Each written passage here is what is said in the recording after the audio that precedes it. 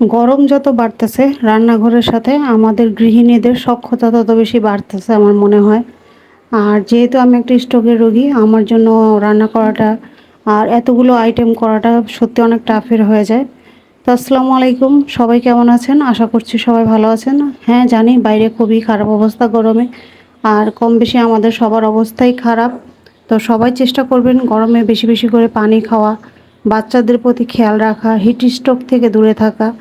কারণ আপনাদের একটু অসাবধানতায় অনেক কিছুই বড় একটা দুর্ঘটনা ঘটে যেতে পারে। তো আমরা চেষ্টা করব গরমে একটু সাবধানতা অবলম্বন করা এবং বেশি বেশি করে পানি খাওয়া, ঘরে থাকা। কাজের জন্য যারা বাইরে যাই অবশ্যই চেষ্টা করব রোদটাকে এড়িয়ে চলা।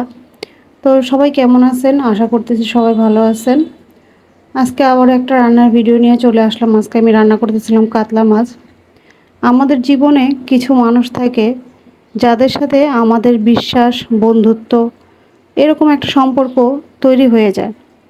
তারপর হচ্ছে ভরসা।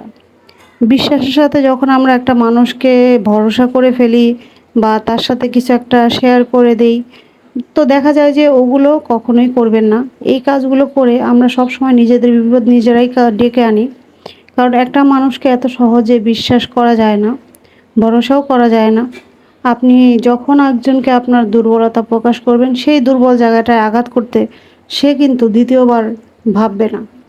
আর মানুষ আপনাকে কথার জালে এমনভাবে আটকে রাখবে, কিছু কিছু মানুষ, সবাই না, যে মনে হবে যে তার কথাগুলো একদম ঐশী বাণীর মতো আসমান থেকে পড়তেছে। কিন্তু বাস্তবতা হচ্ছে সে আপনাকে আপনার কাজ থেকে, কর্ম থেকে এতটাই দূরে রাখছে, আড়ালে আবডালে সে নিজেই ওই সব কাজগুলো করে বেড়াচ্ছে, কিন্তু আপনি আপনার কাছ থেকে অনেক দূরে সরে গেছেন। তো বন্ধু নির্বাচনের ক্ষেত্রে সবসময় সতর্ক হন, সবসময় সবাই ভালো থাকুন, এটাই দোয়া করি। আর সব সময় যে সব মানুষ একরকম হয় সেটাও না। কিছু মানুষ আছে যারা জেনুইনলি আমাদের জন্য মন থেকে দোয়া করে এবং আমাদের পাশে থাকার চেষ্টা করে। বিপদে পাশে পাবেন, যাদের বিপদে পাশে পাবেন তাদের কখনোই নিজের কাছ থেকে দূর করবেন না, তাদের পাশে থাকবেন। আর যারা আপনার সুযোগ নেয়, যদি একবার বুঝে যান তারা আপনার সুযোগ নিয়েছে, দ্বিতীয়বার হয়তো সুযোগটা আপনি দিবেন না। যেটা আমার দিক থেকে মনে হয়, আমি দ্বিতীয়বার কাউকে কোনোদিন সুযোগ দিব না। আর আরেকটা ব্যাপার হচ্ছে, কিছু কিছু মানুষ আপনার সাথে এমনভাবে মিশবে আপনি বুঝতেও পারবেন না সে আপনার সুযোগ নিচ্ছে নাকি আপনাকে সুযোগ দিচ্ছে। তো এইসব মানুষ থেকে আমরা সতর্কতা অবলম্বন করি।